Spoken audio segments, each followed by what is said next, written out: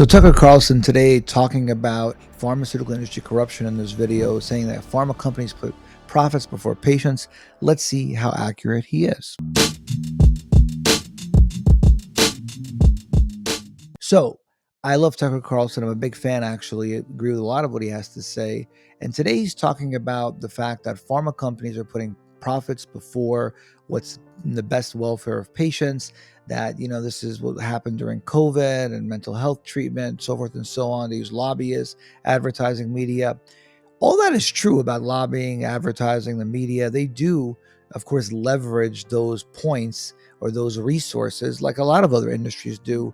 But I think it's important to understand that pharmaceutical companies, by and large, the people that work in them are trying to do the right thing. They are trying to do the right thing, but they're a publicly traded company, right? So if you're a publicly traded company, first and foremost, your responsibility, your fiduciary responsibility is to your shareholders. Although really for pharmaceutical companies, it should be for their patients. But what I would say is that for pharmaceutical companies, they're in a little bit of a difficult position, right? Because they're in this structure in the U.S. healthcare system where they are not incentivized to keep drug prices low, oftentimes. And that's due to the pharmacy benefit managers. Again, I've made videos on PBMs. You could check it out. But in the end of the day, is Tucker Carlson right that the pharmaceutical companies are trying to suppress the opinions of physicians or independent research? Let me kind of flesh that out a little bit. I think I know where he's going with this, and let's kind of talk about that. So pharmaceutical companies, they do pay physicians to be speakers. So, you may have walked into a restaurant once and in a private room, you see a physician, with a PowerPoint presenting clinical or scientific information to a bunch of people at a table. Those people probably were other physicians or healthcare providers.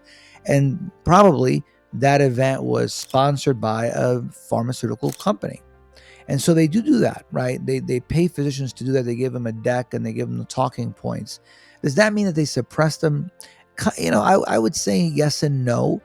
They're suppressed in the sense that the physician agrees to do the speaker program. They do have to abide by the rules and regulations that the pharma company set forth, which, by the way, is that they have to give a fair, balanced presentation of the drug. Just so you know, it's not that they have to be biased. No one does that, and that wouldn't be allowed because pharma companies have a compliance division. So they do adhere to that, to be fair to them. However, the question of whether paying physicians to be speakers, consultants, advisors, does that bias them in prescribing certain types of drugs? That's difficult to say, right? Because you could be a consultant or an advisor, and I've seen this firsthand when I worked in pharmaceutical companies, where the physician, even though he was advisor to the company, was not an advocate for the drug.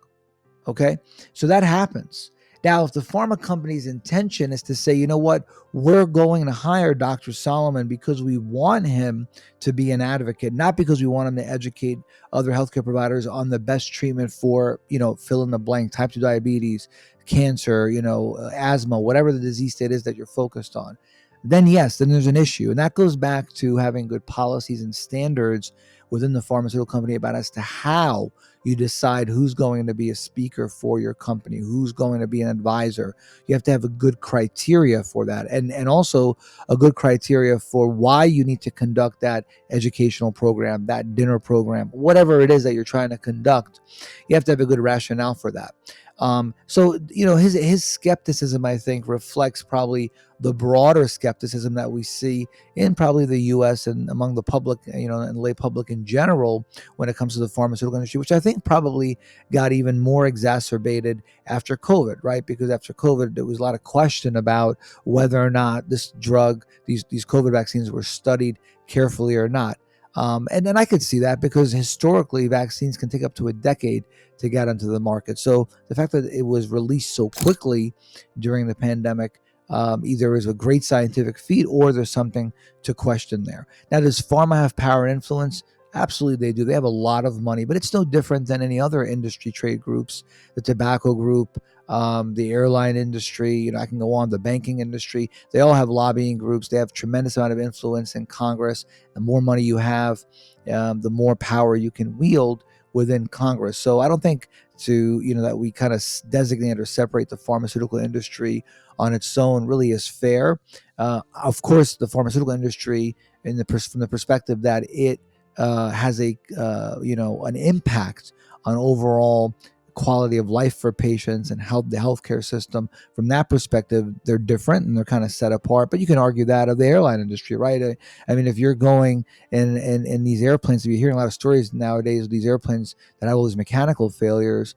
There was just that crash recently in Brazil. It makes you wonder, right? Are they doing things up to par and standards? What are their SOPs and guidances like? Because that also impacts the public's safety and welfare. And same thing with the banking industry, right? I mean, if you have people whose life savings gets lost, like what happened in 2008 crash, that impacts people's mental health and well-being. So I think you can look at it from different perspectives. It's not just the pharma industry where there's a direct impact because it's producing, drugs or diagnostics and things like that and devices.